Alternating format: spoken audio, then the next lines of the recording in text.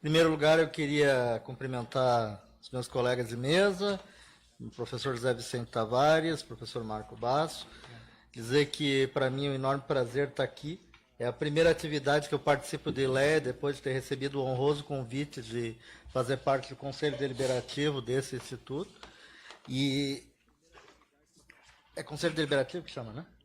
E dizer que é uma tarefa para mim extremamente difícil, porque o Instituto Latino-Americano de Estudos Avançados fica aqui, no Instituto de Filosofia e Ciências Humanas, e poderia-se pensar que esses assuntos que aqui são tratados seriam afetos essencialmente aos professores das áreas de ciências humanas. Eu não sou dessas áreas, eu sou da química, o professor Basso é da matemática, e nós estamos aqui falando que mostra, na realidade, que esse desafio, de certa maneira, já foi facilitado para a gente pela brilhante condução que o professor José Vicente tem trazido a esse instituto aqui e trazendo muita gente de muitas áreas diferentes para falar. E espero que um dia ele me chame para falar de química, né? Porque eu já falei de tanta coisa no ILEA e nunca foi de química, que é a área que eu acho que é a que eu sei, aquela pelo menos que eu aprendi nos bancos aqui na universidade a tratar e a qual eu profissionalmente converso com os meus alunos, na realidade, né? Então, nós vamos trabalhar agora que eu no conselho, vamos construir alguma palestra de química para eu poder falar sobre isso também. Eu queria, antes de começar a falar, fazer algumas homenagens que eu acho que são importantes. A primeira delas é uma pessoa que está presente aqui, o professor Ático Chassô, que foi meu mestre, meu professor. Eu tive a felicidade de ter sido seu aluno.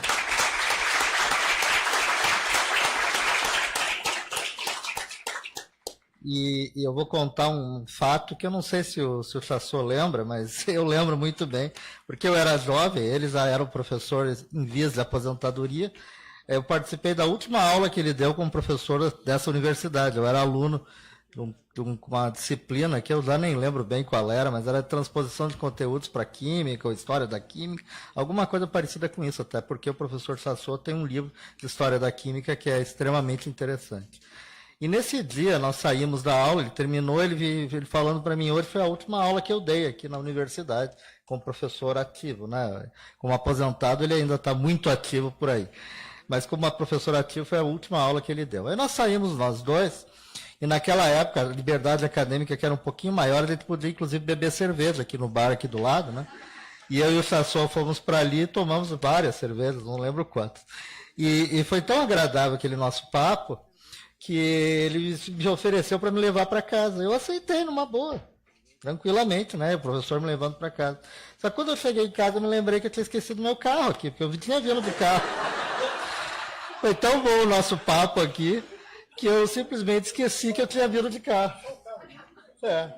Aí eu acho que botei a mão no bolso, peguei a chave do carro, sei lá, e me dei conta que eu esqueci meu carro. Então, esse fato eu nunca esqueci. Não vim buscar o carro, liguei para a segurança da URSS e disse, meu carro está lá no lugar tal, por favor, cuidem aí. Naquela época, acho que nem tinha aquelas cancelas que tem hoje por aqui, mas enfim. E lembrar do professor Chassô, lembra também isso, né? Um professor de química que falou muito para a gente de coisas que não eram exatamente química. Até porque eu vou falar de algumas aqui da minha experiência profissional, para dizer que nem sempre aquilo que parece ser é. E química é um lugar que a gente tem muita discussão política, filosófica, sociológica, inclusive econômica. Aliás, eu diria que principalmente econômica, né? Eu vou falar disso um pouquinho depois. Mas antes eu queria fazer a segunda homenagem para um outro professor meu, das pessoas que mais me deu aula, que faleceu sábado passado, o professor Walter Stefani, que é um professor muito dedicado do estudo de química, professor desde 1984, que infelizmente nos deixou nesse último sábado agora, numa situação de doença, infelizmente, e alguém também que nos ajudou muito a entender a pluralidade de visões de ciência que a gente tem que ter. O professor Walter simplesmente inventou no Brasil aquilo que a gente considera hoje, chama hoje de química forense, que parece mágica, que todo mundo gosta de ver no CSI, aquelas coisinhas verde, colorida, quando a gente pinga um negócio lá no sangue fica verde. O Walter traduziu aquilo para uma disciplina, primeiro de especialização, depois de graduação, e que não sei nem como é que nós, do nosso departamento, ele é do meu departamento, era do meu departamento, não sei como é que nós vamos dar agora, porque ninguém sabe dar aquilo do jeito brilhante que ele fazia.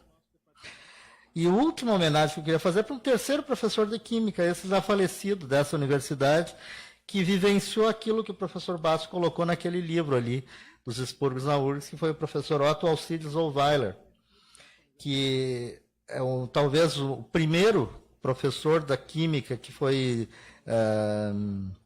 Química da URGS, né?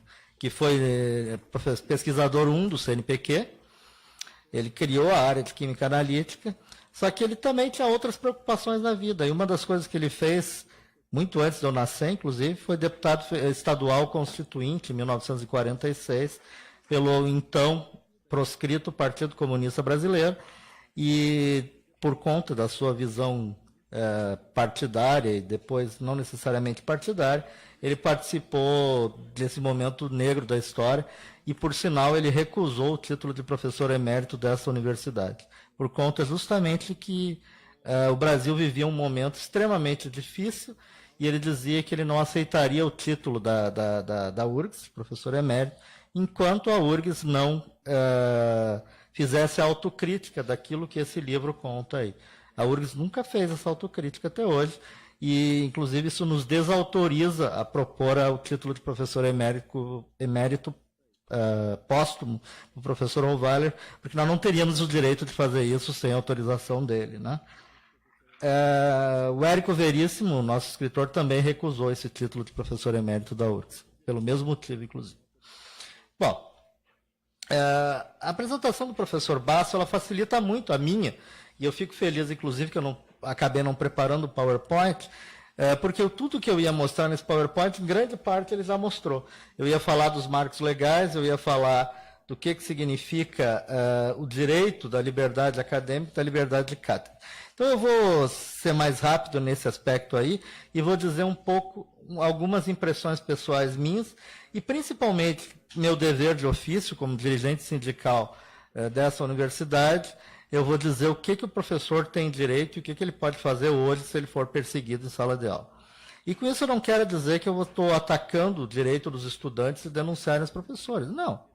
Muito antes, pelo contrário. Eu acho que o direito à denúncia, à liberdade de expressão, ele pertence a todos, a professores, estudantes e membros da comunidade, pais, técnicos, seja quem for. Agora, o professor tem certas garantias que são lhe dadas pela lei e que elas têm que ser respeitadas, e isso eu acho que é algo muito importante e que eu quero deixar aqui como um recado depois, inclusive mostrando um material que está no portal Adverso. Aí é muito interessante a coincidência, porque o professor Basso mostra um jornal Adverso de 1998, esse jornal era editado pela ADURGS, sindicato do qual eu faço parte da direção hoje. Quando eu fui presidente da ADURGS de 2005 até 2009, nós transformamos esse jornal numa revista, que virou a revista Adverso, e finalmente agora, de novo, eu na direção, muito tempo depois, o Adverso não existe mais em papel, então o professor não ia conseguir mais achá-lo na sua sala, porque ele está online como portal agora, então eu recomendo a todos, se quiserem observar coisas parecidas com aquele mostrou, é portaladverso.com.br. Esse livro, Os Expurgos da URGS, eu tive a felicidade de reeditar como presidente da URGS em 2008, aliás, quando a URGS completou 30 anos. Nós, inclusive, fizemos uma homenagem para os autores na festa dos 30 anos. O professor Zé Vicente recebeu essa homenagem também, assim como o nosso presidente primeiro, o professor Fachel, já falecido, a professora Lorena Holtzmann e outros colegas. Então, o livro está disponível online e é muito importante que todos procurem observar. A questão que nos traz aqui, talvez há um ano atrás, a gente nem precisasse pensar em discutir liberdade acadêmica e autonomia universitária. Na realidade, esse tema ele surge porque, de um tempo para cá, o Brasil está vivendo uma situação um pouco esquizofrênica, porque parte da sociedade brasileira, descontente com quase tudo, acha que está na hora de derrubar todos os pilares da nossa sociedade. E um desses pilares é a escola, é a universidade. E aí se cria, se gesta, não aqui no Brasil, mas se gesta a partir do movimento que vem principalmente dos Estados Unidos, a partir de uma determinada visão ideológica que em grande medida é expressa pela ala mais à direita do Partido Republicano, que é o Tea Party, que é a criação de um movimento escola sem partido, assim autodenominado, que na realidade nós, e grande parte das pessoas que combatem esse movimento, eu falo nós em nome inclusive da Durgs, nós não concordamos com esse nome, achamos que é a escola da mordaça, porque a ideia deles não é uma escola sem partido, mas sim uma escola com uma visão única de mundo, e uma escola que não tem a capacidade de ter uma visão crítica e uma visão de pensamento aberto. Nesse aspecto, a gente hoje, 30 anos depois da Constituição de 88, a gente começa a analisar o texto constitucional, e eu estou falando aqui não das 103 ou 104 emendas que já tem de lá para cá, mas estou falando do texto original. Alguns artigos daquele texto original, eles são tão premonidores de um futuro necessário, que a gente talvez não tivesse a compreensão disso lá nos anos de 88, 89, 90, quando eu era estudante dessa universidade aqui, e quando a Constituição foi promulgada, eu estudava Química aqui na URGS, para ver como eu já tenho alguns anos também passados lá, né? E os cabelos brancos ajudam a entender isso. Alguns desses pontos nunca foram mudados, e dois artigos, principalmente, que eu gostaria de me referir a eles, são dois artigos originais da Constituição de 88. Não que não tenha havido mudanças nesse capítulo da universidade, mas nenhuma mudança de supressão, apenas mudanças aditivas. Mas o artigo 206, que o professor Bastos já citou, já mostrou, e o artigo 207, que são os dois itens fundamentais para nós, para entender o que nós estamos falando aqui. O 206 é aquele que explica como é que se dá o ensino no Brasil. Como ele já mostrou, há duas questões que eu acho que são extremamente importantes e que lá estão colocadas e que embasaram, de certa maneira, a decisão unânime do Supremo Tribunal Federal no dia 31 de outubro passado, na ADPF 5848, que são o direito de ensinar e de aprender livremente e também a pluralidade do ensino. O que significam essas duas coisas aí? Um dos debates que a escola sem partido traz é para dizer o seguinte: a escola, a sociedade, ela não pode ser maior que a família. E, portanto, é a família que tem que ter o direito de decidir aquilo que vai ser ensinado por aqueles que vão dar aula para os alunos dessa família. Esse, na realidade, é o debate. Essa é a discussão central dessa questão. E eu vou defender aqui uma tese absolutamente contrária a essa. Eu acho que não é direito da família, não, decidir isso. Esse direito é da sociedade, muito acima do direito da família. Porque, na realidade, o direito que a família tem de propor aos seus filhos a moral que ela acha mais correta, a religião que ela acha mais correta, esse é um direito que a família tem, direito, inclusive, de não ter religião, que é onde eu estou, ainda que eu seja casado com uma mulher católica. Nós dois lidamos muito bem com essa diferença de posição em relação à questão religiosa. Esse direito que eu ou ela temos de ensinar o nosso filho, de preceitos religiosos principalmente, a gente não tem o direito de impor a ele uma escola que não seja capaz de refletir criticamente, inclusive, sobre a religião que nós professamos. E esse, para mim, é o grande debate e que separa uma sociedade plural e democrática, que a Constituição de 88 prevê, daquela que a gente vê em alguns lugares do mundo, de uma sociedade autocrática na qual a religião é o elemento fundamental da sociedade. E com isso eu insisto que eu não tenho absolutamente nenhuma visão preconceituosa a nenhum tipo de religião. Eu, pelo fato de ser ateu, não me dou o direito de dizer que eu acho que alguém não tem o direito de pensar religiosamente com um tal ou tal preceito religioso, seja ele cristão ou não. Agora, vamos dar algum exemplo para discutir essa questão. Além da Terra plana, como já foi mostrada pelo professor, vamos discutir a questão da evolução das espécies do criacionismo, que inclusive já se fez debate no governo que está colocado aí agora, que foi eleito pela população brasileira em ampla maioria, independente de quem eu tenha votado lá em outubro, né? Se discute que, na realidade, a escola deveria, sim, discutir temas como o criacionismo e o evolucionismo. Eu acho que é exatamente isso. A escola tem, sim, que discutir temas como o evolucionismo e o criacionismo, até para mostrar que são teorias que existem, mas que elas têm diferenças fundamentais, inclusive de embasamento científico. E é nosso papel como sociedade laica, que também é uma previsão da Constituição de 88, discutir quais são as bases científicas para uma determinada teoria ou para outra determinada teoria. Eu não sou a favor de dizer, olha, o evolucionismo, que é a teoria que vem de Darwin, é a única teoria que pode ser aceita. Não. Até pelo direito das crianças serem capazes de criticamente pensar o mundo, elas têm que poder comparar essa teoria com o do criacionismo de qualquer outra. Porque isso sim é a visão que a gente tem que ter de uma sociedade aberta, plural, que seja capaz, a partir de uma reflexão e da conexão que ela faça em relação a todos os conhecimentos que a ela lhe é dado de uma maneira livre e plural, quais são as suas concepções efetivas. O que não pode é a gente dizer assim, agora nós, uma família cristã, defendemos o criacionismo como forma, porque está escrito no livro com o qual a gente se referencia, a escola não tem o direito de impor ao meu filho uma outra visão diferente dela. Essa é a grande chave para se separar uma sociedade democrática de uma sociedade não democrática. Uma sociedade laica de uma sociedade teocrática. E o Brasil, eu acho que nós temos que defender firmemente a ideia de que somos um Estado pluricultural, como o próprio regimento e o Estatuto da URGS diz, plural no pensamento também, e a partir daí não aceitar que determinados dogmas travestidos de liberdade possam ser impostos à nossa visão legal de um ensino aberto, democrático e que tem que estar livre para poder ver todas as teorias que existem no mundo.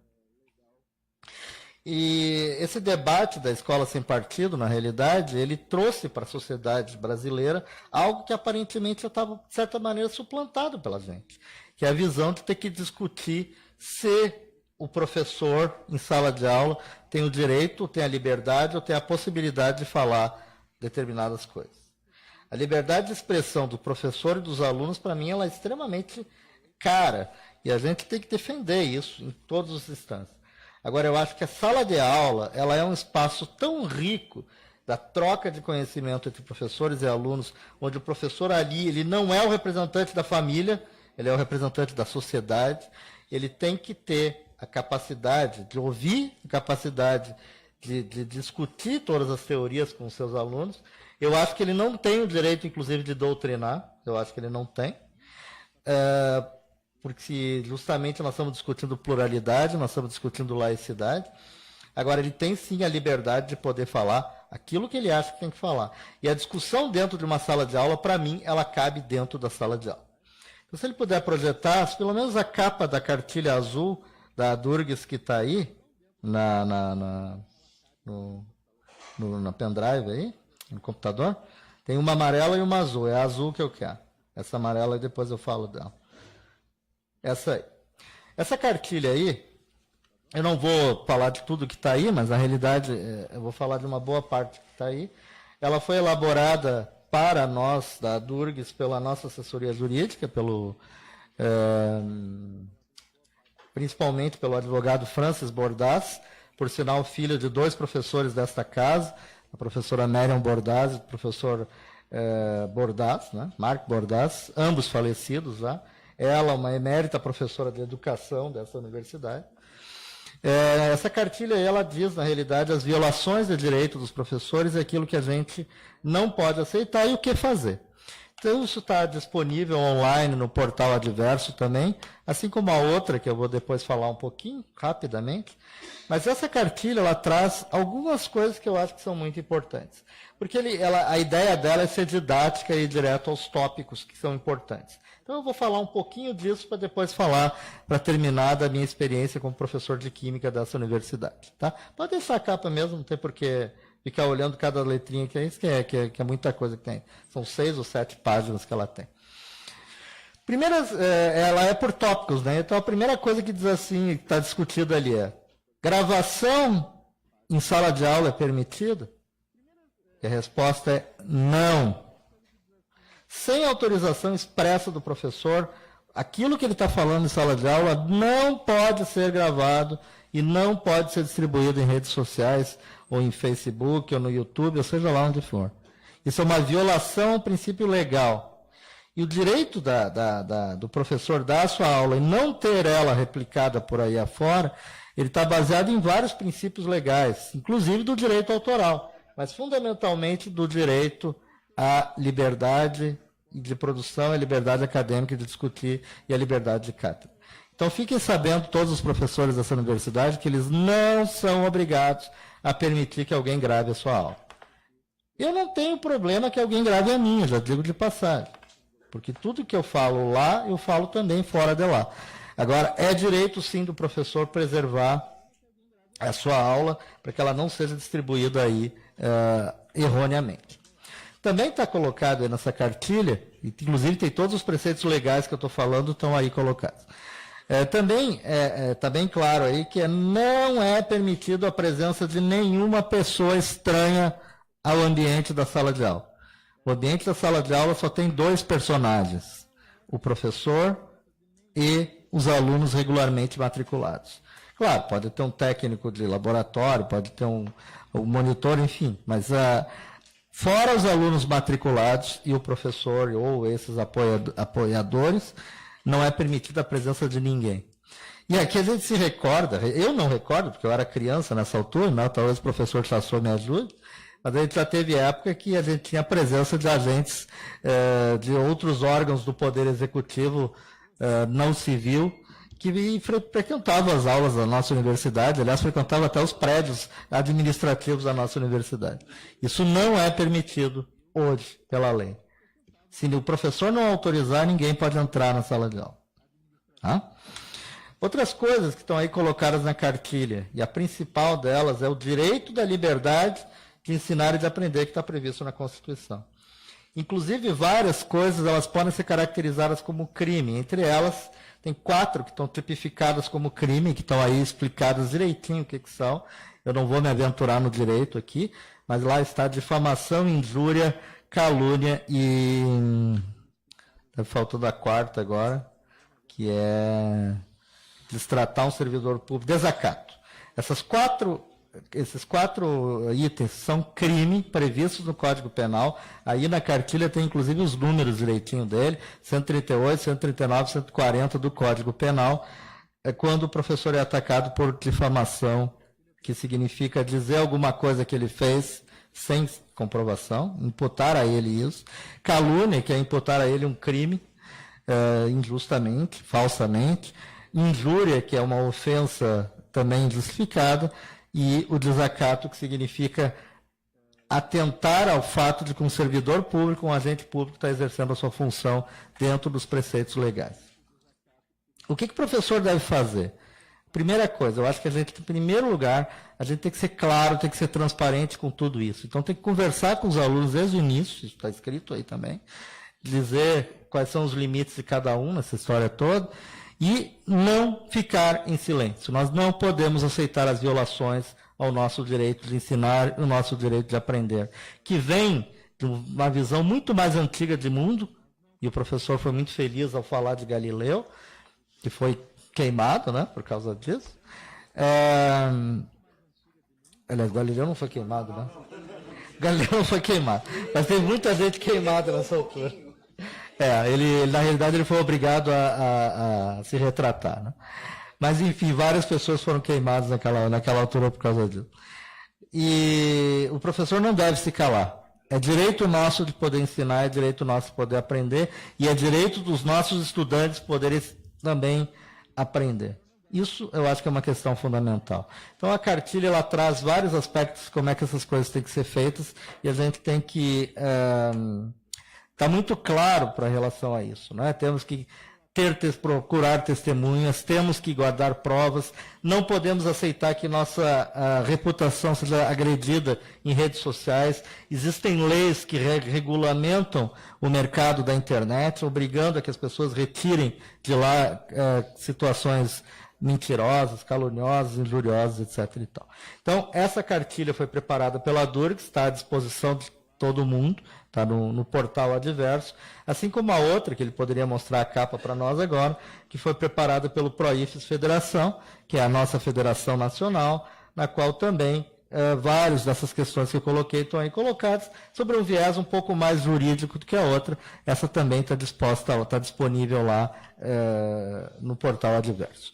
Bom, indo para a conclusão, eu acho que muito do que a gente falou aqui foi convergente, mas eu queria falar um pouquinho da minha experiência como professor de Química, né? Eu dou aula hoje, há alguns anos, de uma disciplina chamada Legislação e Normas, que é feita para o curso de Química Industrial. Essa disciplina, a gente ensina uma série de coisas que um químico industrial tem que aprender na sua vida profissional, tem que saber na sua vida profissional sobre o viés legal, né? Então, legislação e normas. Aí a gente discute conselhos profissionais, a gente discute as leis ambientais, a gente discute licenciamento ambiental, está aí dentro, enfim. A gente discute política nacional de resíduos sólidos e portanto, as consequências para um químico industrial quando vai trabalhar na sua vida profissional numa indústria química. A gente discute patente, a gente discute, enfim, questões relacionadas a isso. Tem algumas delas que eu acho muito interessante e que eu, pessoalmente, gosto muito de lecionar, que é a discussão, por exemplo, sobre agências reguladoras. Então, eu falo da ANP, falo da Anvisa, falo da ANA, né, Agência Nacional de Águas, evidentemente sobre o viés legal em relação ao que significa para um químico industrial essa questão. Mas esse tema, assim como o tema de financiamento à pesquisa tecnológica, assim como o tema de inovação tecnológica, são temas todos que me permitem discutir com os meus alunos aspectos de cidadania que eu acho que são extremamente importantes para eles entenderem. Então, uma das coisas que eu pergunto, e aliás, um aluno, ele teve uma nota muito baixa num seminário esse semestre passado agora, e ele me questionou por e-mail por que a nota dele foi tão baixa. Uma das perguntas que eu fiz para ele, né, que estava apresentando o seminário sobre agências reguladoras, era quem era o presidente da República quando foi criada a ANP, a Anvisa e a ANA? Aí ele olhou para mim e disse, eu não sei. Eu fiquei pensando que isso é 1998, 99, 2000, não é Campos Salles, não é Hermes da Fonseca, não é nenhum desses, é Fernando Henrique Cardoso. Aí eu disse para ele, bom, imaginava eu que tu devia saber, né? Alguém podia dizer, olha como esse cara é doutrinador, escola sem partido nele. O que ele tem que falar de Fernando Henrique Cardoso numa aula de Química? Aí eu disse para ele, bom, vamos discutir aqui. É importante que vocês, como alunos, cidadãos que eu estou formando, entendam quem é o Fernando Henrique Cardoso. E eu não quero dizer que o que ele fez em relação à criação das agências reguladoras e, portanto, isso como consequência de um processo de privatização do serviço público, porque foi isso que aconteceu com o petróleo, com a água, com a energia elétrica, com a telefonia, etc. E a gente fala especificamente daquelas que são ligadas à química, mas o processo é o mesmo.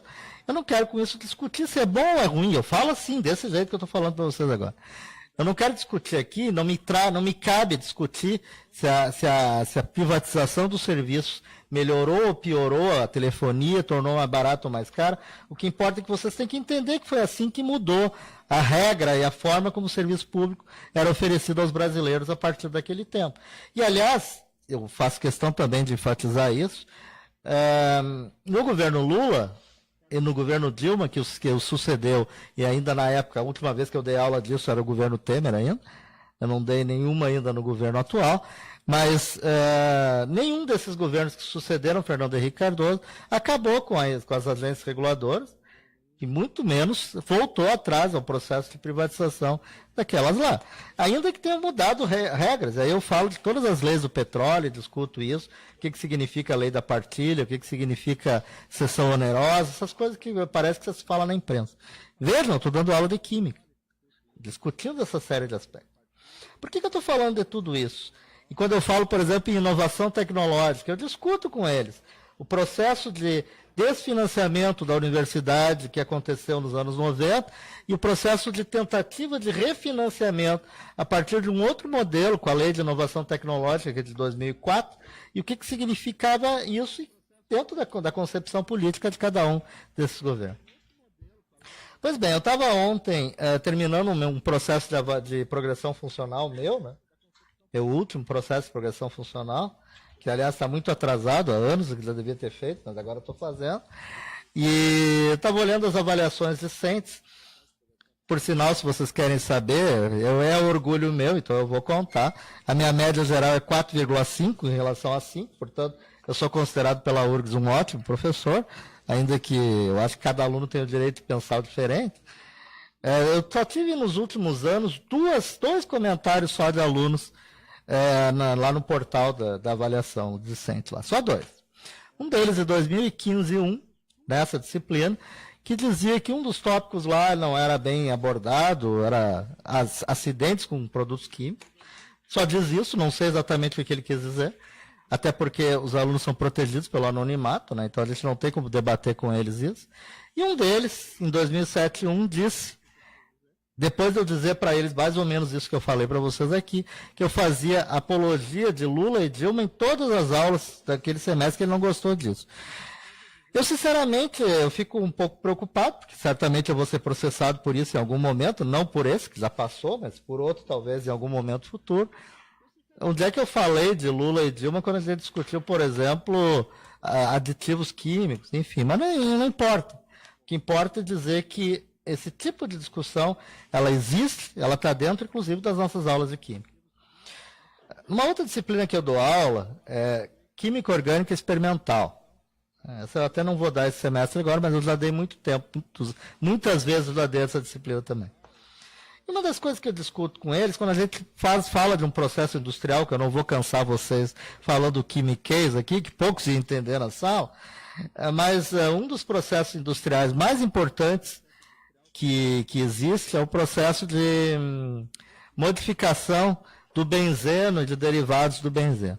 Esse processo industrial que a gente aprende em aula ali, eu gosto de discutir com eles a história da ciência, e um pouco do que eu aprendi com o professor Sassou e outros, né?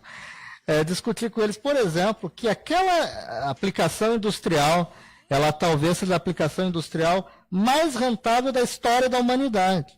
Porque foi ali, com aquele processo, que foi criado, por exemplo, o trinitrotolueno, que, caso vocês não saibam, é o TNT que deu ao Alfred Nobel, o criador do prêmio Nobel, a partir dele se deu o prêmio Nobel, ele deu o prêmio Nobel porque ele criou o TNT, que é a dinamite, portanto, a partir daí mudou completamente a relação de poder dentro dos países, a partir das novas maneiras de guerra que vieram com a química, né?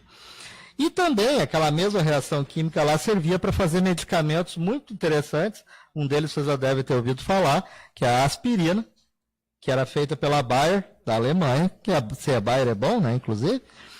E essa indústria química da Alemanha, no final do século XIX, que também era uma indústria de corantes, ela foi descrita por um cara pouco conhecido, talvez, que é Vladimir Lenin, um dos livros dele, onde ele coloca que a indústria química alemã, no final do século XIX, passa a ser uma nova forma de exploração e de mudança completa da economia mundial. E eu gosto de contar isso para os alunos também, para dizer que sim, a gente faz discussão política em aula de química, sim, a gente faz discussão política em qualquer aula, e isso eu acho que é importante. Insisto, eu não sou a favor que o professor doutrine, e eu tenho muita tranquilidade de dizer que, apesar do que o meu aluno lá disse, é direito dele dizer também, né? Eu não faço apologia de nenhum candidato, nenhum presidente, mas eu acho que os meus alunos sim têm a obrigação de compreender as mudanças que acontecem no mundo, inclusive as mudanças sociais, econômicas e políticas. E para mim, esse é um ponto extremamente caro.